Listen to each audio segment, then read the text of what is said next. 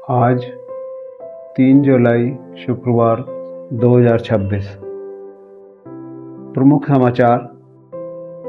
नेपाल बालेन 100 में से 64 वादों पर फेल। जैन जी के मुद्दे भी अधूरे।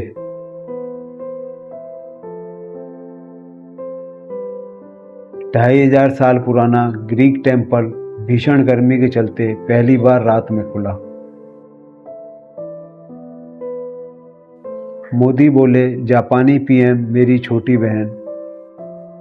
35,000 करोड़ के कार प्लांट का उद्घाटन। ईरान पिता के जनाजे में शामिल नहीं होंगे, मुश्तबा। अमेरिका होटल में आग, भारतीय दंपत्ति व बेटी की दम घुटने से मौत। अंतरिक्ष तक जो तेजी से पहुंचेगा वही एआई, 6G और स्पेस इकोनॉमी में आगे होगा विक्रम 1। उसी दौड़ में भारत का पहला बड़ा कदम है।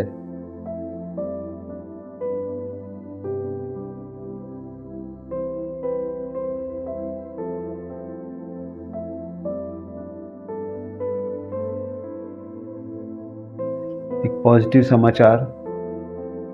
जॉब छोड़ी 3.8 लाख लोगों की जिंदगी बदली। कोलकाता के मानव सोनी 26 वर्षीय ने अपनी कॉरपोरेट वकील की जॉब छोड़कर अलग राह चुनी। वे छात्र जीवन से ही गरीब युवाओं के रोजगार के लिए काम करना चाहते थे।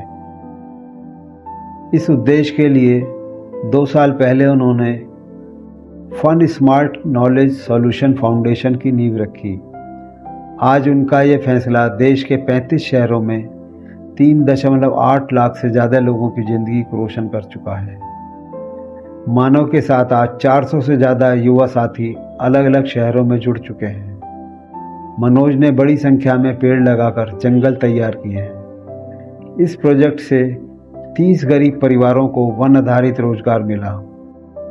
वहीं उन्होंने 12 टन प्लास्टिक कचरा इकट्ठा किया और रिसाइकिल कराकर सैकड़ों गरीब बच्चों की पढ़ाई के लिए फर्नीचर तैयार कराए।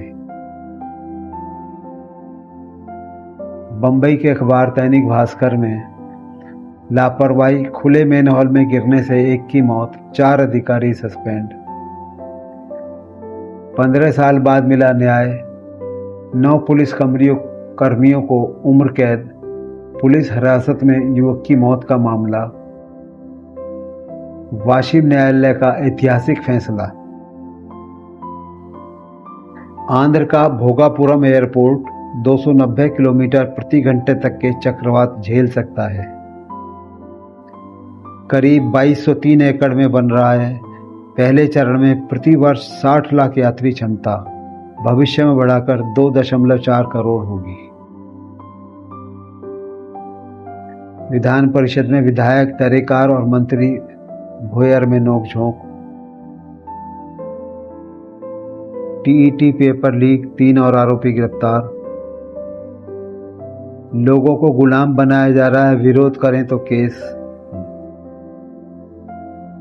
जोगेश्वरी ट्रामा अस्पताल में डॉक्टरों की कमी से मरीज हलकान।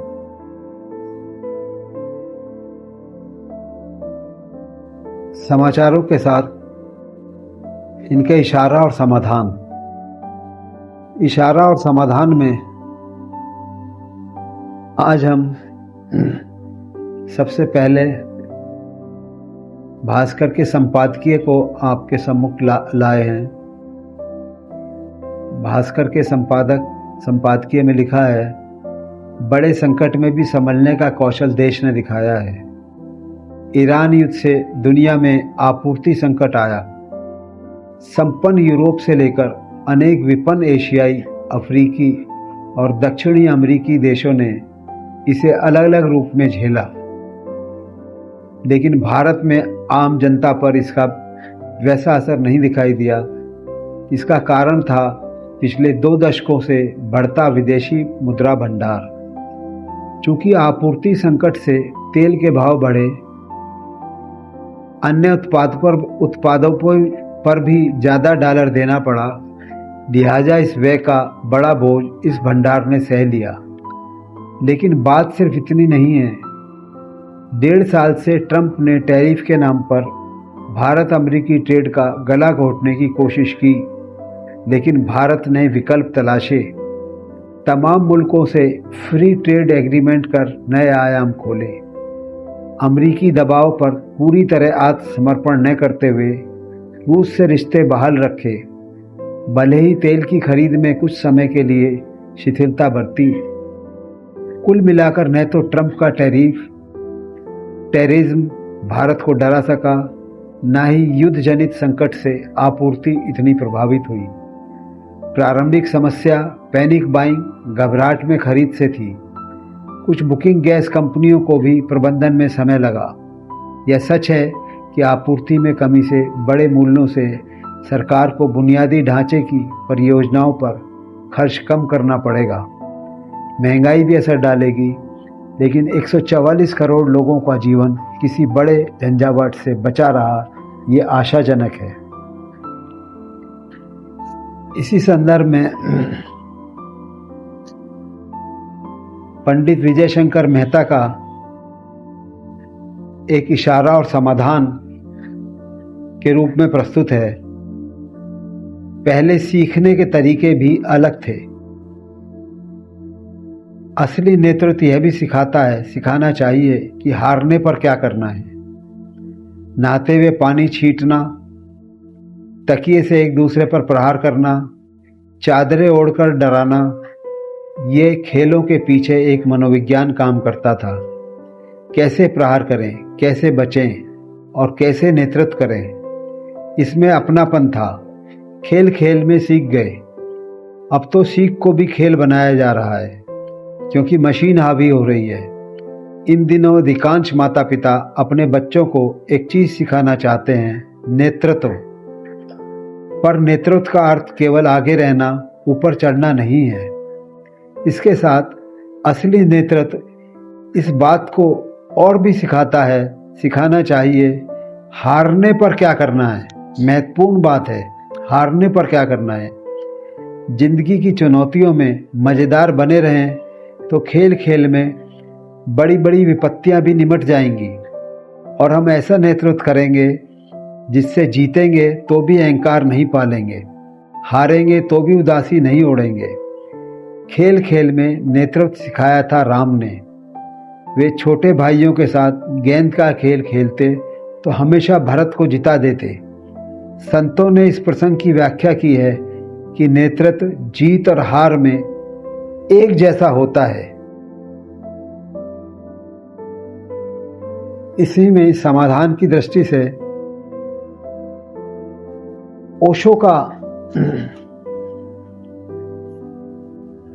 विचार प्रस्तुत है।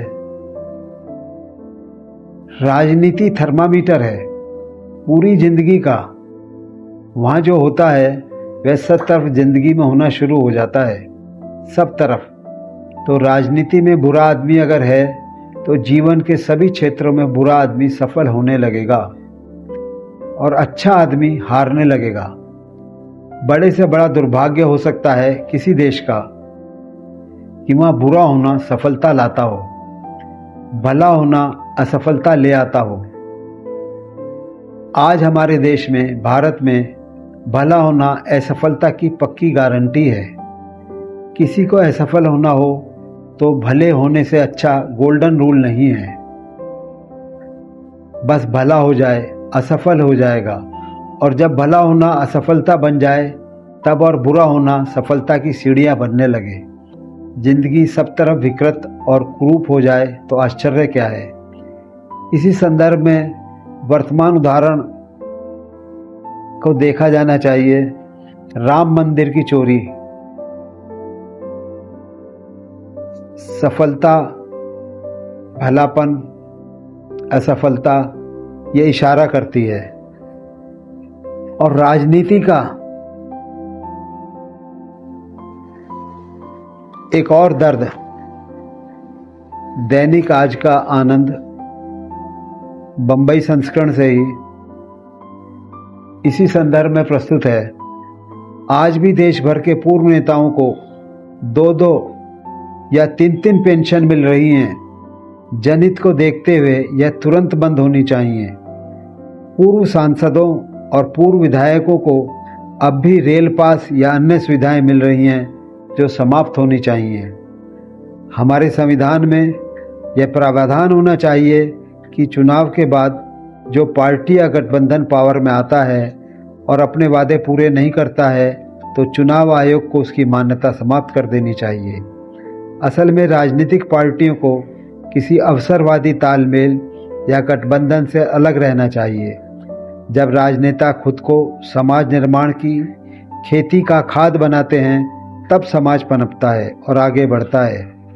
इसके उलट जब राजनेता समाज को देने के बजाय खुद का घर भरने लग जाते हैं तब समाज बर्बाद होता है। आज करोड़ों लोगों का जीवन इसलिए बर्बाद है कि देश की तस्वीर कब बदलेगी। इसी संदर्भ में हमारी ओर से हम 2-3 सवाल पहले भी उठा रहे हैं, बार बार उठा रहे हैं और ये विचारणीय है और जन जन से निवेदन है, प्रार्थना है, जन जन को आमंत्रण है कि इन समाधानों के लिए इन विचारों पर अपने विचारों की वीडियो बनाएं और वीडियो बनाकर हमें भेजें।